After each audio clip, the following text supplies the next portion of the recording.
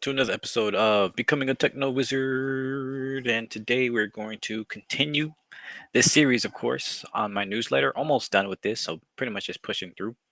Last time we talked about technology. What about technology? Um, Technology argument. And today we're going to get into a little quick vision of the future. Like, what can the future look like if without hierarchy? If we fix these problems that we see today. Let's get into it. I start this start this question off with or this section off with, why do we need money to live? Like, for the most basic of needs, money as it has become today is the enabler of our cancerous lifestyle. It is rarely ever an actual measure of value or scarcity, only of power. Money is now just a tool for people to exploit others or the environment without facing the consequences or even recognizing the exploitation of their actions, right? People love to say, "Oh yeah, um, money is there so we don't use too much resources, or it tells shows us who should get what resources and things like that." But if you just look in the world, you see that it's not a good indicator at all for what resources are being used, much less who deserves to use said resources. The fact is that if you have only $10 to spare versus somebody that has $1,000 or $1 million or whatever, right? That does not that does not and should not, right, speak to your value as a person. It shouldn't speak to what access you should have to resources that's available to you, that's in your area.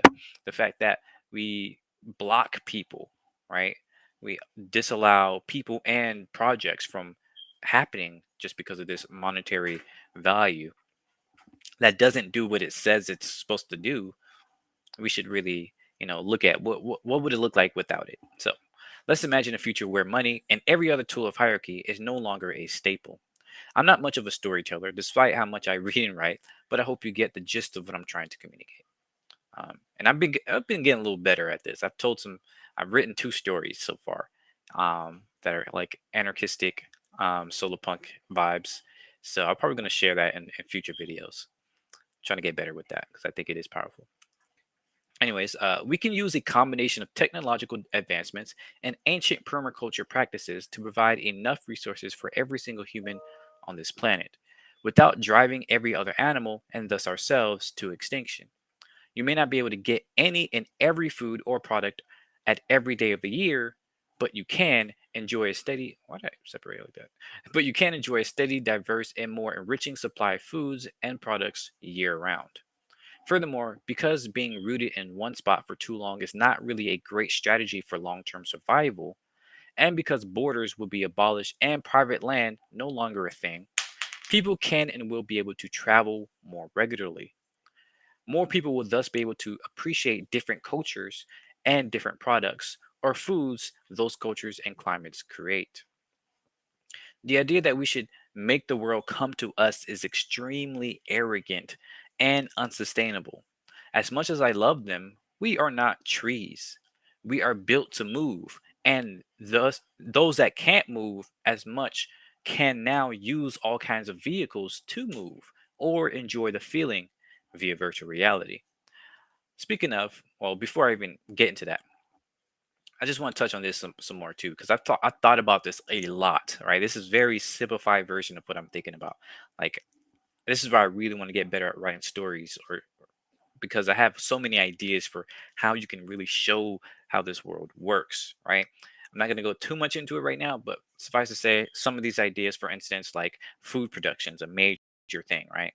And so what I'm thinking there is that you can have a mix of, um, again, like common permaculture practices, which means like in a vicinity, like you have a village, right? You have you can even call it a suburbia, a neighborhood, right?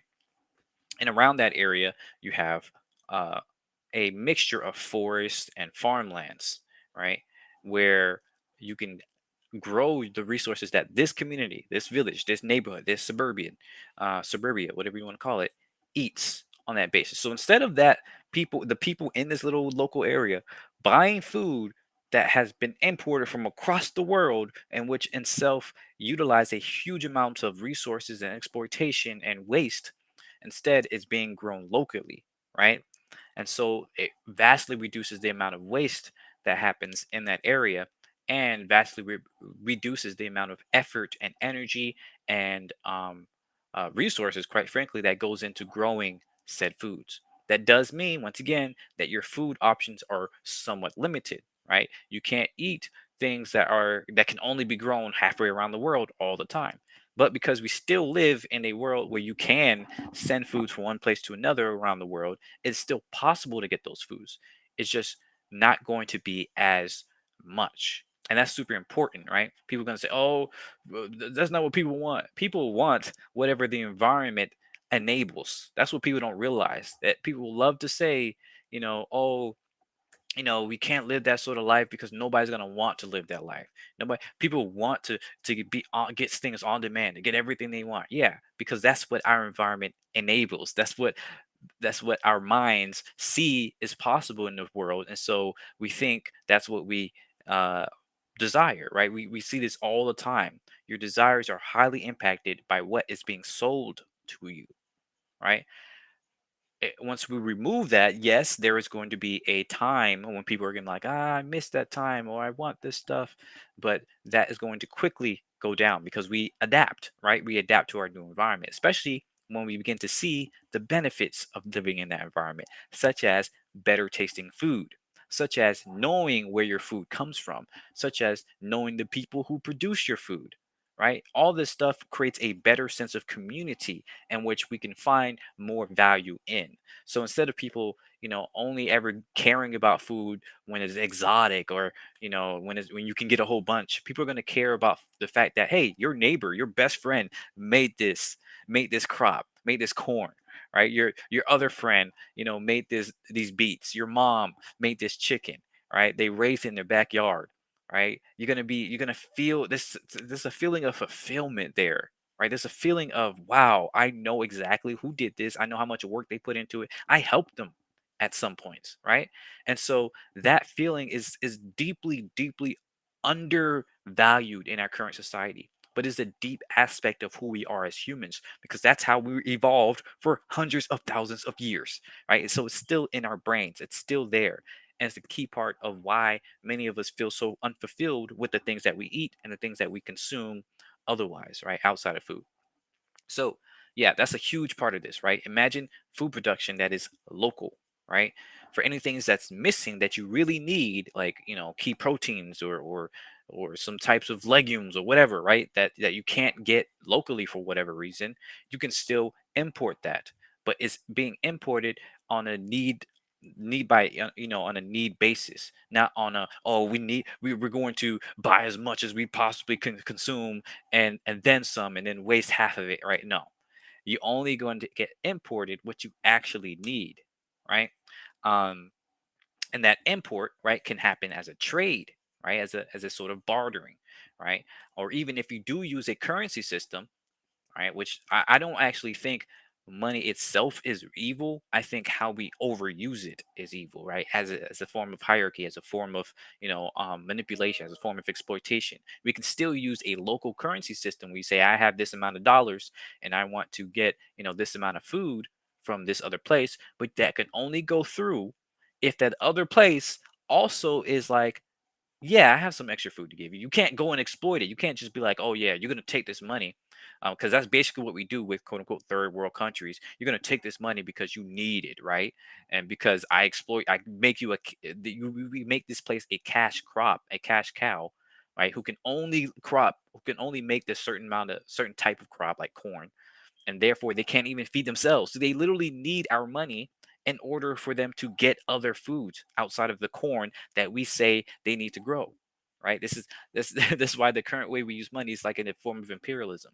So therefore, if you have a local system where everybody has their own local crops and things like that, you have a more diverse trading system. You have a real economy, not an imperialist economy. But anyways, that's an important part here, and you can see and that basically scales up to different types of production, right? So not just food, but products and resources, right? You can only make things and get things that people are can locally make with local resources in your local environment. If you want something outside of that, then you go and find people who have those extra resources to spare, or who want what you have more than what they have, right?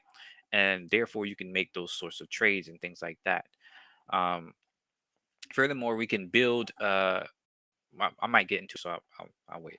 But yeah, that I think this is a huge part here. And the thing about moving, right? We have this idea nowadays that we can just settle one place, build these cities and these things, and just stay there forever. But that's not how nature works. Nature needs time to replenish. Once you take a certain amount of resources in an area, it needs an amount of time for that nutrients to go back into the system. Right. This is why our most of humanity was nomadic for a very long period of time. And when things started to be settled, then yeah, somebody's calling me. She's gonna have to wait. Um, when things started to be settled, you started to have a this system of imperialism, of hierarchy, of realizing that, oh, we can only get so much resources. So what do we do? Oh, we have to go out and grow. We have to go out and take. Right. This is where you find the first examples of wars come from. Is the strategy is because it was a necessary strategy in order to maintain settlements, right? This is why agriculture became the almost downfall or the creation of hierarchy, because you needed that in order to sustain a settled area, right? So therefore, we need to reintroduce nomad, right? We have digital nomads. Now imagine that on a societal level where you can have like a tiny home or even like a large, a fairly large size home, but you move the products within that home from one place to another. Or we can even develop homes in which you can move the entire home from one place to another. Maybe it flies in the air, right? Maybe it folds up into different modular compartments so you can drive each part away, right? We can figure out how to make these things. Maybe we can 3D develop, right? 3D print homes, right? And then once you're done with it, you either leave it there for the next family to move in, or you take it apart, you recycle it, and then rebuild it in another place, right? These are different ways in which we can bring back this sort of nomadic lifestyle, so that we allow the land to replenish after we've consumed things from it. Of course, you can also figure out how to replenish it more quickly while you're there. That would be even better, but we don't really know how to do that. Um, and of course, this won't, not everybody will be able to move all the time. But if more and more people are moving and, trying to get as much as they can out of one place, then it spreads out, right? It spreads out the amount of exploitation that happens in any local area. Anyways, okay. Um, Speaking of, I haven't even touched on the metaverse this entire newsletter. That is for another day, but it's important to recognize what I said in my LinkedIn post. The metaverse does not have to be an escape from reality. It can enhance our reality. It can allow us to collaborate more, to make more informed decisions on how different technologies would impact the world through simulations, to let people play out their power fantasies in a virtual environment where they aren't actually ruining real lives or resources, and where we can further explore our history, our present, and our futures more immersively. Anyways, each and every community should be one of consensus and voluntary association. They might get quite large, reaching thousands and possibly even hundreds of thousands of people. But people can and will naturally splinter off as they come across problems they can't come to a consensus with. And that's okay, right? This idea that we need to have cities that have millions of people in it, I think is completely terrible. Like it's a really bad idea. Look at New York. Yes, it's cool, but it's completely unsustainable. Look at the fact that everything you have to basically be a millionaire in order to live comfortably in New York City. That's terrible. That's not good. All right, that's not sustainable. What happens inevitably when the place falls apart? Right, when the tides rise due to climate change, or nobody wants to clean up. It's so dirty in New York. If you've been in New York, you know what I mean. It's a mess, right? The idea that we have millions of people in one small area is not sustainable, right? We need to de-densify these cities so that we can have cities, but only with a couple 100,000 people at most, right? And they could still be really cool cities, but I would bet they would be even cooler because you don't have to cram people into these itty bitty boxes, right? That are there's barely enough space to stretch out. Instead, you can have a nice size home, right? In a really cool looking city. You have skyscrapers and all the other stuff, but those skyscrapers are, the the examples of the most that we can do. It's not the norm. It's not building skyscrapers everywhere. It's just every now and then you see a little skyscraper and you're like, okay, I remember, this is what we do. We build monuments, we build big things, but it doesn't have to be excessive, right? There's a difference between being, you know, showing a little flexing a little bit and being excessive. We can flex a little bit, but we need to stop with the excessiveness, right? It really destroys the entire project. Anyways, in fact, that is preferable. That right there is freedom. Being able to leave a group that you don't agree with rather than having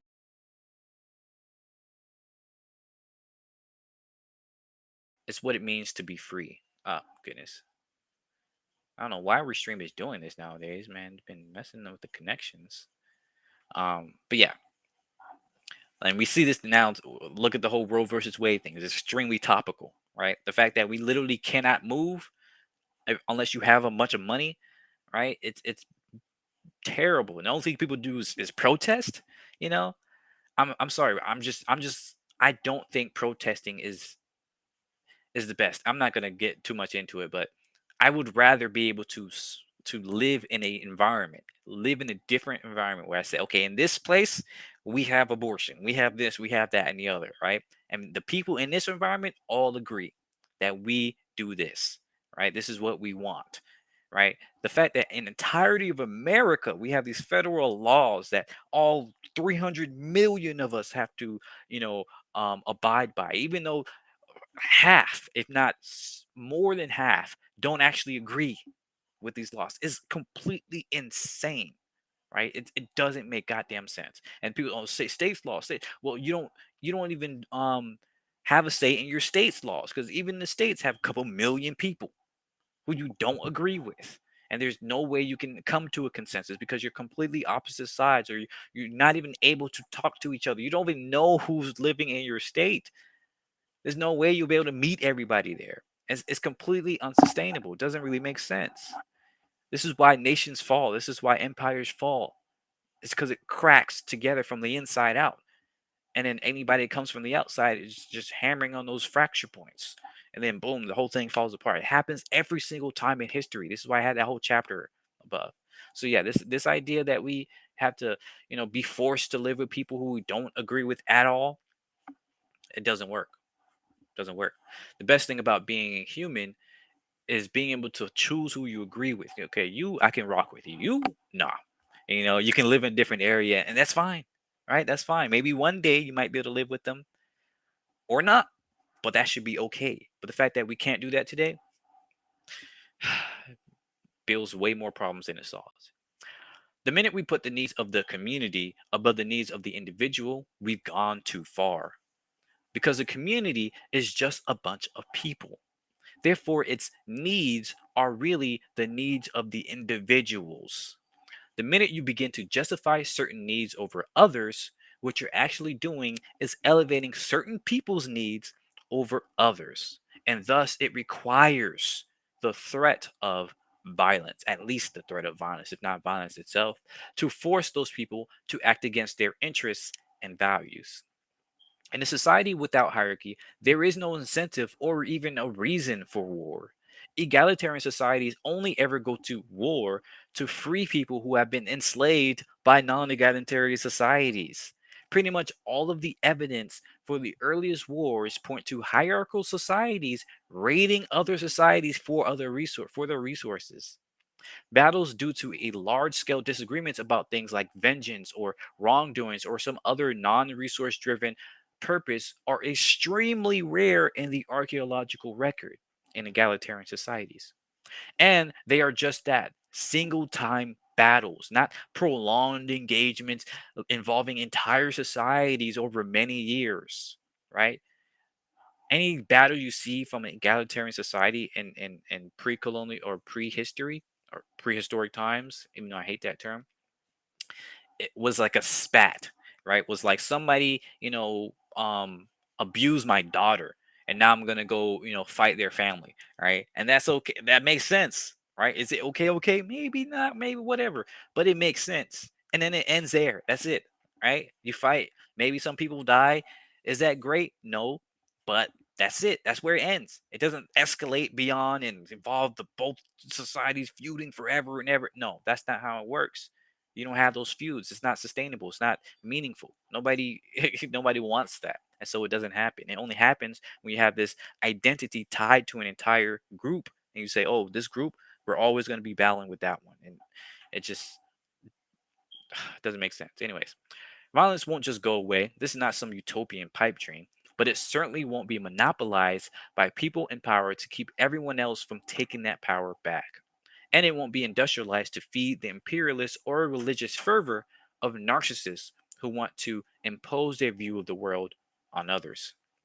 There are countless societies I can tell about what this ideal world could look like and how it is both practical and necessary to build. But this has gone long enough, as in the entire newsletter. And I'm working on creating an anthology of sorts in the vein of solarpunk. Yeah, I got 2 stories out so far. In fact, looking up solarpunk ideas is a great place to start if you want to see more practical examples, stories, and activism centered on creating a better world. And that's where we're going to end it. We'll get the recap next time and then the sources and the inspiration and call it a day. So it's been a long journey, and I appreciate you for coming. Those who have watched these past 30 episodes, I really appreciate it. Let me know, as always, what you think about what you've read so far. Have a discussion about it if you like, and have a great day.